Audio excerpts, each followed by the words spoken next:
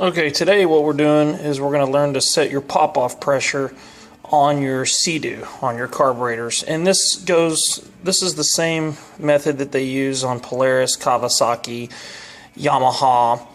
What you want to do is you want to put your needle and seat in. If it's, say it's hard to start or something and you're leaking fuel into the intake. Well, this could be one of your problems. So purchase you a new needle and seat from SBT or any of the companies, and you also want to get a pressure gauge. If you can see this, SBT also sells these, and what you want to do is you want to go on the inlet side of your fuel.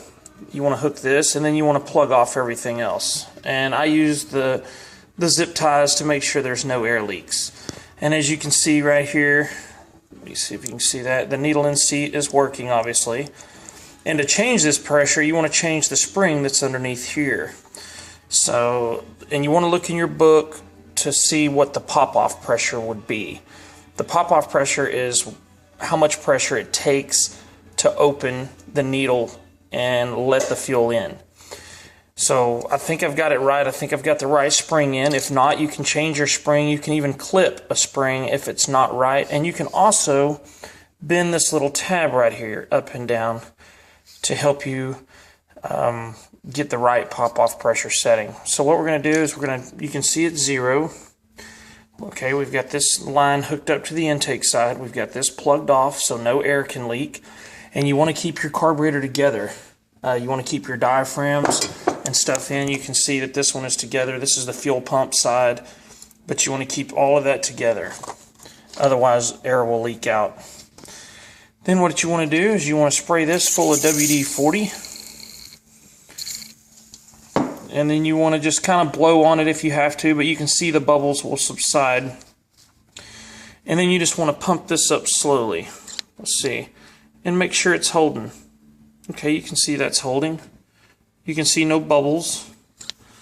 Okay, it's holding. And the book says 21 to 32. So as long as and the WD-40 is like a oily lubricant, so it's going to give you a good pop-off. It's going to seal that needle and seat, so when it pops, you are going to know. And then once it pops, it should drop about 10 pounds, maybe a little more, 10 to 15, but it should eventually reseal itself and no bubbles if the needle and seat is good. So let's see, it says 21 to 32. So let's go on up. Go on up.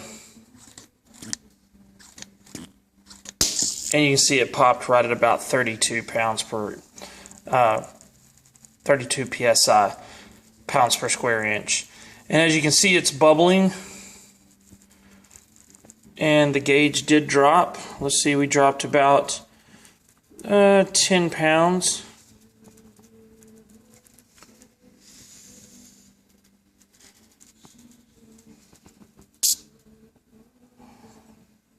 Okay, and now you can see it has stopped. So that means it's reseated. And you can get little bitty tiny air bubbles. If you do get a few of those, that's fine. If it's not seating completely off, but it has to eventually, I mean, you've got a seat to where this is not dropping anymore. You can see again, and you can check it again just to make sure. See, it popped off between 21 and 32. As long as you get a good pop off. Sorry, that light's putting a shadow on there.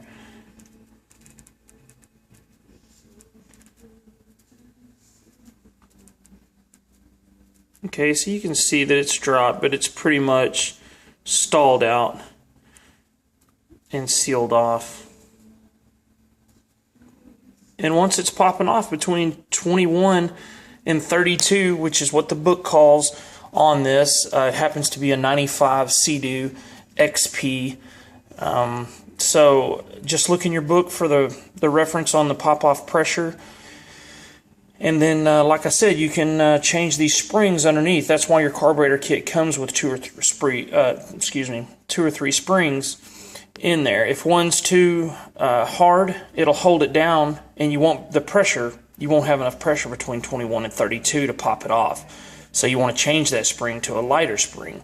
If it's popping off too soon, obviously you want to change that to a heavier spring.